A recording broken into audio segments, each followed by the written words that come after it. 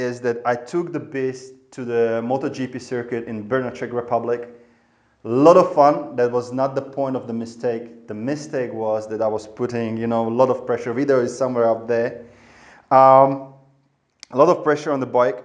And of course, I destroyed the front brake pads, not a problem, but I have destroyed the front brake discs. Literally, I put them on fire. And listen to this. The dealer charged me 520 euros for the pair of front brake pads. Sorry, discs. 520 euros! In case you will be in a situation that they tell you like you need to change the front discs, I mean, have a look on EBC or other aftermarket supplier that you do trust, because brakes are really, really important. And the EBC, pair of them in front, $210 only. So that's quite a significant amount of money where you can save. And they are drilled. I don't know if it helps really, but they look better. The rear brakes, usually it is like twice you need to change the front, once you are changing the back. It's not the big really investment, it's just 53 euros. In case you would like to go for EBC, it's $45. I mean, you know, it's quite the same. Now, what is really kind of expensive and where the road for us can split a little is the rear tire. Because of my style of riding, because of the concrete on the street, because of the temperature, because of the tire pressure, because of my wheel size, how heavy I am, I have to change the rear tire every 9, 10, 11,000 kilometers. Okay? Some of you can do 15,000 miles, 20,000 miles, quite easy on a rear tire. Honestly, I don't know how you're doing it, but you can do it. For me, the cost is quite significant. 200 euros, 208 euros for the rear can-do tire. Bloody can-do tire, 208 euros. Okay? Not buying it anymore. Here in Europe, I can buy Toyo Proxess T1R. It's the easiest aftermarket tire I can buy it here. I cannot buy Kumho. It's 225 50 15. It's the dimension, and yeah, it costs half of the price. Least the same. Grip is shitty as on can-dos, so no difference there. Front tires.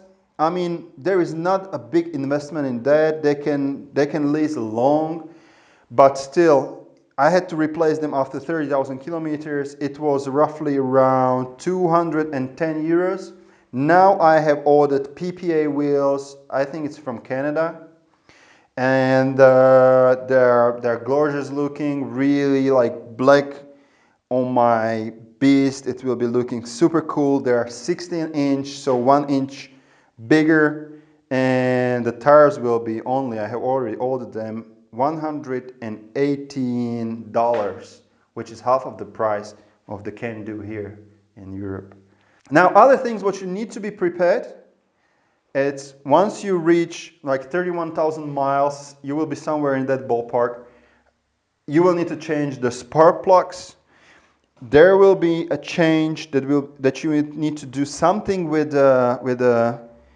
you know, the place where you put fuel. There is something that needs to be changed because of some kind of security, and it needs to be done after 50,000 kilometers plus minus. So I don't know how much that cost, but the spark plugs are 75 euros. Next thing I need to be prepared is the battery, and I think the battery is somewhere around, I don't know, like 100 euros.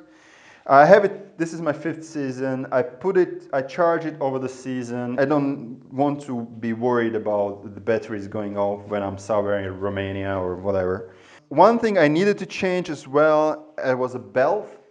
They tells you like the belt can last forever. Well, guess what? I had to change it. I mean, there was nothing that much wrong with the belt. It was going a little bit from left to the right, but it was producing a squeaking noise and I was tired of it, so I have changed it. 356 euros. Now, if we will put everything together, then I'm at 2,205 euros or 2,539 American dollars, which means riding like an idiot at 0.044 euros per 1 kilometer or 0.081 American dollars per 1 mile. Now, obviously, a lot of the costs are created in a style that I'm riding the bike, TheBeast. I have adjusted the calculation for you. Highly hypothetically, if I calculate it right, then if you are riding normally, you should be somewhere around 0.03 euro per 1 kilometer or 0.05 American dollar per 1 mile, which is only $50 per 1,000 miles.